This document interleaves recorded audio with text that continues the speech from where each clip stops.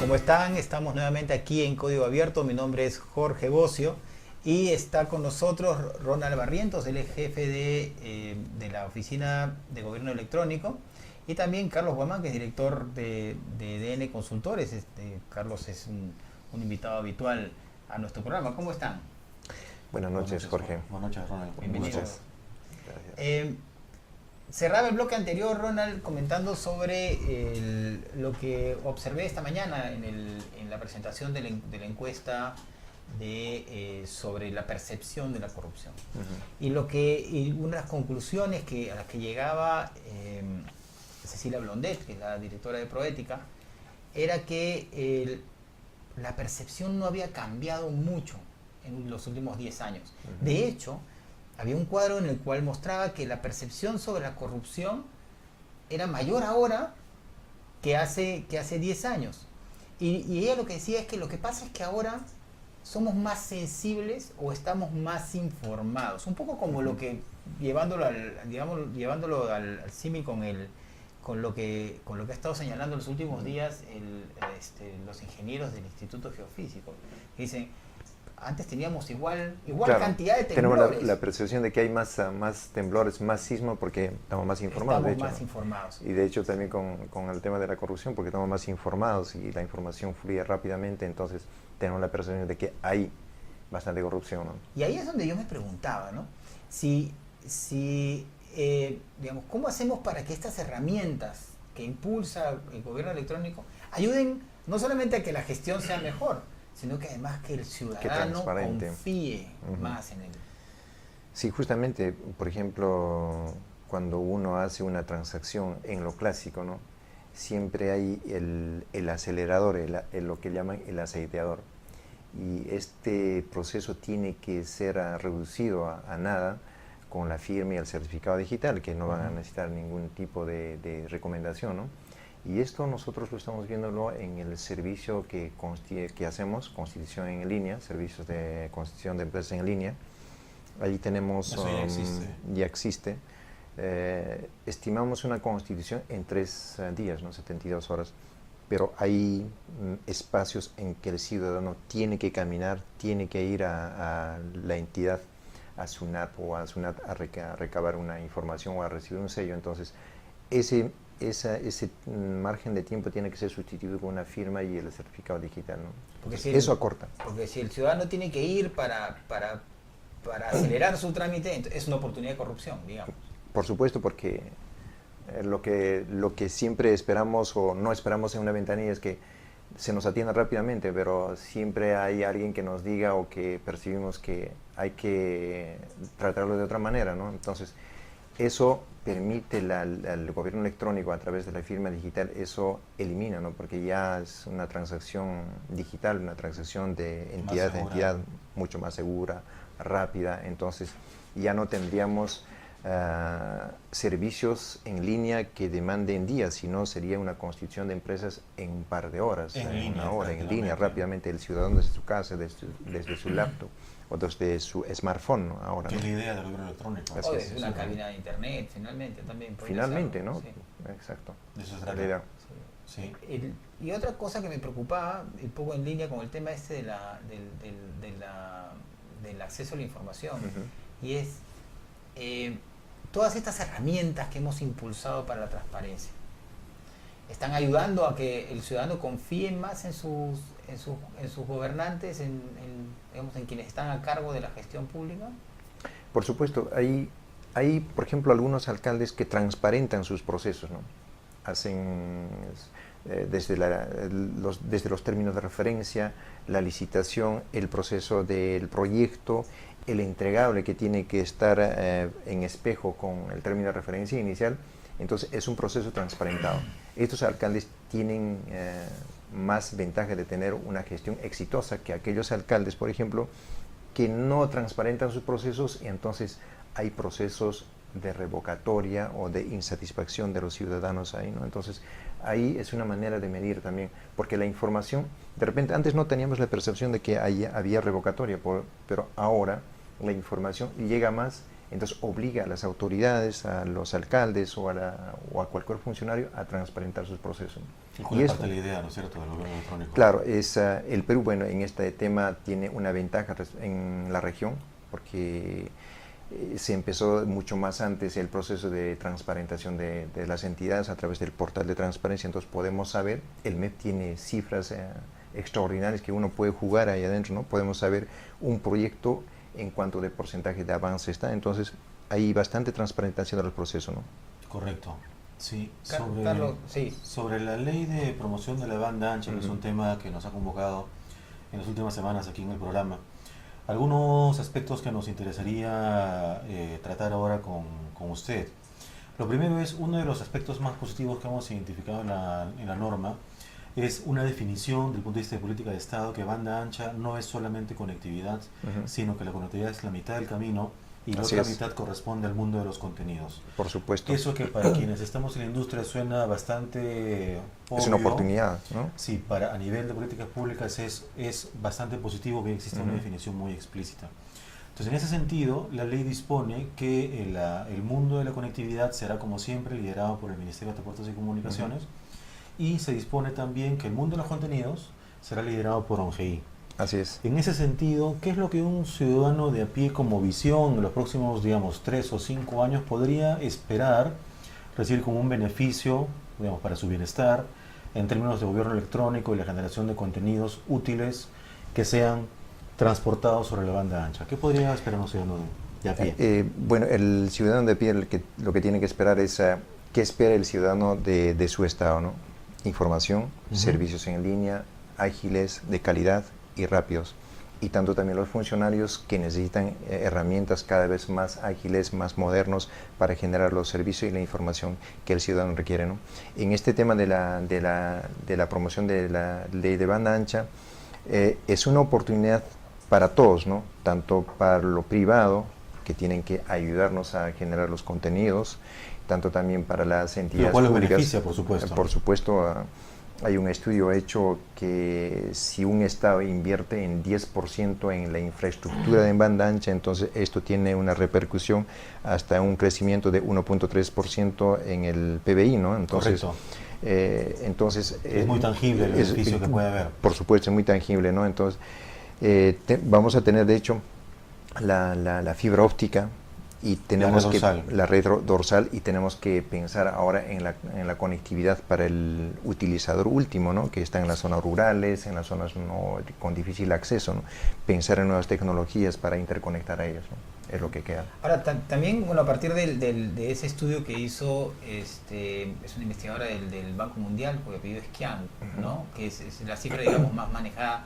También se veía que este impacto de la infraestructura de banda ancha en los distintos países no iba a ser igual, sino que dependía de las capacidades, ¿no? Y en este caso hablamos de las capacidades humanas, de la capacidad que tienen las personas y las instituciones para aprovechar la tecnología. ¿También tienen ustedes una estrategia sobre eso? La ley de banda ancha obliga a todos, ¿no? A las instituciones, a la academia, a los empresarios, a todo el mundo, a pensar en qué estrategias vamos a utilizar. Nosotros, bueno, tenemos la estrategia ya definida en líneas generales en la Agenda Digital 2.0. También lo hemos definido, estamos definiéndolo ahora en la Estrategia Nacional de Gobierno Electrónico, una estrategia nacional, y tanto también en una estrategia propia de la institución, que de hecho con esta aprobación de la ley tiene que cambiar, tenemos que cambiar de giro, ¿no? Correcto. Tenemos que cambiar de establecimiento, pasar de una casita de la Virreina, ya tenemos que tener un personal altamente técnico, una infraestructura, claro, tiene que estar de peso con la balanza, ¿no? Y tener un espacio donde pensar, recibir a la gente, redefinir los proyectos y los planes de envergadura nacional. ¿Se creará una institución aparte? ¿Sigue siendo parte de la PCM? La propuesta que nosotros estamos impulsando es que pase a la presidencia de la República, o elevar a un nivel superior, de repente a un viceministerio o un ministerio, como el caso exitoso de Colombia, ¿no? Que es un ministerio con un presupuesto enorme con una política y lineamientos generales que todos lo cumplen. Y con una actividad bastante intensa. Claro, con una actividad bastante intensa, ¿no? Chile está sujeto a la presidencia de la República, Argentina tiene un modelo, entonces cada país es bien particular a su contexto. Chile ahora está en economía, ¿no? En la presidencia. Es en la presidencia, reporta la presidencia. Reporta la presidencia. Entonces tiene el factor vinculante es mucho más importante, ¿no? Porque hace que una política sea vinculante y de uso obligatorio. Entonces eso es lo importante de estar cerca de esas esferas, ¿no? Un par de consultas a propósito de lo que acaba de mencionar. Hace un momento citó el diseño de la estrategia que ONGI tiene ahora que trazar. Y la pregunta que tenemos es, y no puedo dejar de planteársela, la agenda digital que ha también citado fue publicada el año pasado en julio. Así es. Durante la administración anterior. Entonces, en Perú, ya sabemos, tenemos la costumbre no tan constructiva de nuevo gobierno y nuevas ideas. La pregunta, sí, la pregunta que nos interesaría plantearles, si esa agenda digital podríamos considerarla vigente de cara a lo que ONGI traza en adelante desde la fecha. Por supuesto, nosotros no hemos querido hacer borrón y cuenta nueva, ha sido producto de una discusión, el esfuerzo de la sociedad civil, de las entidades públicas, lo privado. Entonces, hemos cogido y nosotros consideramos que es un trabajo que se reconoce y nosotros cuando asumimos la responsabilidad de la ONGI hemos reconvocado a todos los actores de la Agenda Digital 2.0 y nos hemos preguntado a nosotros mismos y ahora cómo lo plasmamos, cómo lo ejecutamos esto, ¿no? Entonces nos hemos puesto metas e indicadores. Correcto. Porque una agenda puede ser claro, un proyecto más bonito, empastadito, coloreadito, pero no queríamos que sea así. Entonces, ahora lo estamos llevando a las regiones, estamos discutiendo la agenda digital juntamente con los estudiantes, los servidores públicos, los industriales, todo el público que viene, ¿no? En los talleres que realizamos y hemos hecho en 8 regiones y el retorno es bien sorprendente, ¿no? Porque son insumos para una próxima agenda de acá 2 o 3 años, ¿no? Eso tiene que ver después. ¿Qué es lo que la ley dispone, ¿no? Sí, y eso es justamente lo que plantea la ley. Y quería invitarlos a conversar en el siguiente bloque precisamente sobre aquello que ahora pensando que tenemos una ley aprobada, pensando que vamos a tener un reimpulso hacia el gobierno electrónico, que van a tener el espacio que merecen y que requiere además el Estado peruano y la sociedad. ¿Qué es lo que vamos a encontrar en el futuro? ¿Cuáles son los proyectos de corto plazo y cómo es que un poco lo que decías tú, cómo nos imaginamos ese futuro? Y la visión convertida en realidad. Exactamente. Entonces, regresamos en unos minutos para seguir esta interesante conversación.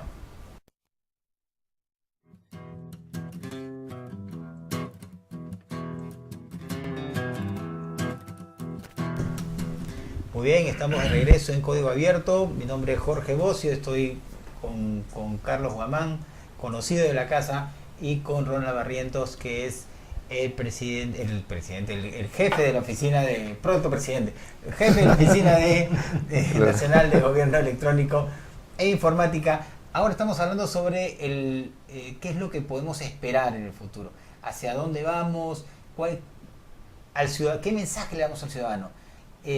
Pronto tendremos nuevos avances en gobierno electrónico. Así es.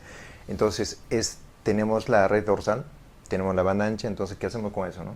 Entonces, agilizar el Estado. Yo pienso que rápidamente el Estado tiene que tener su data center y en el data center generar la virtualización de los servicios, hacer que los ministerios cumplan su core business, ¿no?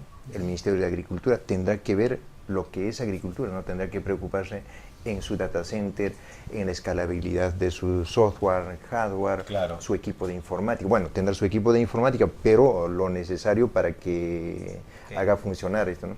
Y será el data center nacional que le brinde los servicios virtuales, tanto en servidores, tanto en software, tanto en seguridad, ¿no?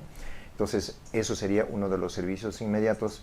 Los ministerios cero papel, que tenemos que agilizar los procesos, la interconexión de las entidades públicas. En la administración pública. Tenemos un proyecto piloto que estamos impulsando con Defensoría del Pueblo, que tiene que ver con la gestión documentaria y el cero papel en Defensoría, luego esto transportarlo a un ministerio pequeñito y tener el primer ministerio cero papel, y en perspectiva tener el Estado Nacional con cero papel. Ministerio de Cultura o la mujer pequeñito, ¿no? O MIDIS, que está estructurándose, entonces ahí puede calzar perfectamente bien, ¿no? Y lo otro son generar bibliotecas virtuales, ¿no? Interconectar lo que es el tema de educación, interconectar los hospitales para balancear los pacientes, ¿no? Porque hay algunos hospitales donde el servicio no es el ideal. Claro, lo ideal, tanto con los medicamentos, tanto también con el servicio claro, personal. Tener información integrada sobre la gestión por ejemplo, de los hospitales te permite saber las historias clínicas, dónde puedes, la historia clínica electrónica única, claro, exacto. Yo puedo Sí. venir de Madre de Dios y medicarme acá en Lima sin necesidad de transportar todo mi paquete de historial médico, sino ya justamente incidiendo en eso, ¿no? Un par de consultas tomando la aposta, Jorge, porque al final lo importante, muchas veces este tipo de discusiones de políticas se quedan en la visión o en la discusión conceptual, pero al final lo que al ciudadano le interesa es de qué manera mejora su bienestar. Entonces, llevándolo a las situaciones reales, ¿no? El Estado peruano es bastante voluminoso en estructura de instituciones, y presumimos que el ONGI de manera realista se trazará para los próximos años, como parte del plan estratégico que la ley dispone que debe trazarse, una priorización. Así es. ¿No es cierto? Entonces, por ejemplo, si yo tengo un familiar que es jubilado y debe atenderse por motivo de salud, y por alguna razón de la vida no tiene acceso a un servicio privado y debe ir a de salud. Hoy día ocurre que puede ir 1, 2, 3 o 4 días para que le den una cita, y luego esa cita sea dentro de 2 meses, con el consecuente impacto en el bienestar. Ese tipo de cosas, por ejemplo, ¿hay alguna aplicación de gobierno electrónico pensada o que podría pensarse para ayudar al ciudadano de a pie? Estamos apuntando ahora por 2 aplicaciones, ¿no? Uno, utilizando los celulares, porque en el Perú tenemos 31 millones de celulares. ¿Quién no tiene celular ahora? Correcto. Casi es todos. Una herramienta muy buena para... Entonces, es enviarle mensajes a texto a las personas que se van a medicarse para que tomen su medicamento en tiempo y en hora, a la madre de familia que tienen que visitar sus centros de chequeo para su chequeo cotidiano normal, y para las citas medicales, tanto con el salud o con las entidades que ven este rubro, hacerles servicios en línea, ¿no? Servicios en línea simples, porque el ciudadano tiene que ponerse a pensar en 1000 cosas, sino una especie de formulario que pueda tener acceso a una cita y que el médico le puede comunicar, sea mediante un correo electrónico o sea con un mensaje de texto a su celular, ¿no? Entonces son soluciones que ya lo hemos llevado adelante con MINSA, un proyecto piloto mediante envío de textos. Entonces eso ya funciona. Muévete ahora Perú, creo que se Muévete llama. Perú, entonces donde decíamos la alimentación, la actividad física que tiene que llevar. Entonces es un pequeño proyecto piloto que se hizo. Ahora falta explotar el retorno de ese proyecto piloto, ¿no? Entonces sí está Comento pensado. ahora hoy al mediodía estuve en una charla en el Instituto de Estudios Peruanos, donde un experto, bueno, él venía del Asia, me he olvidado el nombre, pero salud móvil fue el tema. Hablaba precisamente sobre el uso de los teléfonos móviles en la salud, y no solamente con un poco el tema de alerta, el tema de recordatorio, el tema también para recoger información. O sea, digamos que hay un conjunto de herramientas que se pueden utilizar, y que, claro, utilizar el móvil, que es lo que la gente... Lo que todos tienen, es muy inclusivo el uso del móvil. Exacto. La mayor parte de la gente, y usar texto, ¿no? Porque no es un tema de un smartphone que nadie tiene, sino más bien un texto que es más accesible, ¿no? Sobre eso un par de consultitas rápidas. Uno, ¿cómo va a funcionar la articulación? ¿Cómo funciona desde ya la articulación entre ONGI y todas las instituciones del Estado, como el MINSA, por ejemplo, o de salud, o justicia, o qué más hay, educación, etcétera, para que estos proyectos se conviertan en realidad? La ONGI es el sistema rector en el Sistema Nacional de Informática. y en el Sistema Nacional de Informática están todos los ministerios, los gobiernos regionales, los gobiernos locales, entonces toda la parte informática de los ministerios. Entonces, eso nosotros estamos empezando que se cumpla, ¿no? Entonces, estamos de manera vinculante. Para empezar, estamos invitando a las reuniones a los responsables de informática, de TI, de todas las entidades públicas. Nos reunimos una vez por mes. Tenemos 5 ejes de trabajo que van desde data center, inclusión digital, que también vemos el tema de seguridad. Entonces, no es reunirlos para dar un discurso unidireccional, sino es ponerles a trabajar también, ¿no? Entonces, como lo que hicieron la agenda digital. Entonces nos trazamos objetivos y empezamos a trabajar. Entonces estamos empezando a articular. Más después ya iremos ya con un poquito más de fuerza a sacar lineamientos, líneas políticas, y que tiene que cumplirse de manera vinculante. Luego atacaremos evidentemente el tema presupuestario. También algunas organizaciones que están como que muy avanzadas, ¿no? SUNAT, aduana. Claro, por supuesto. Y hay otras que no sé, los municipios que están muy, digamos, en nivel muy básico, ¿no? Entonces me imagino que debe ser también complicado manejar el trabajo en equipo. Bien complicado, porque cada institución pública es como un feudo, ¿no? Y entrar ahí adentro, entonces tienen que ser amigos. ¿Cómo va a funcionar la articulación? Porque entonces, de ahí la necesidad de que la ONGEI o el orquestador, en este caso que es la ONGEI, puede ser otra institución, de repente la Sociedad de la Información, una secretaría, no sé, tiene que tener un nivel político capaz de alinear a estas instituciones, ¿no? Porque ahora vamos como ONGEI, entonces muchos desarrollan, por supuesto, SUNAR tiene sus servicios en línea desarrollados que han tenido ya bastante tiempo ahí en este camino, o RENIEC también. Entonces, de hecho, es su negocio, es su producto de ellos, entonces tú no lo puedes obligar a decir, oye, mira, vamos por este lado, porque ellos ya tienen una dinámica de trabajo, una política de trabajo, entonces es un poco complicado.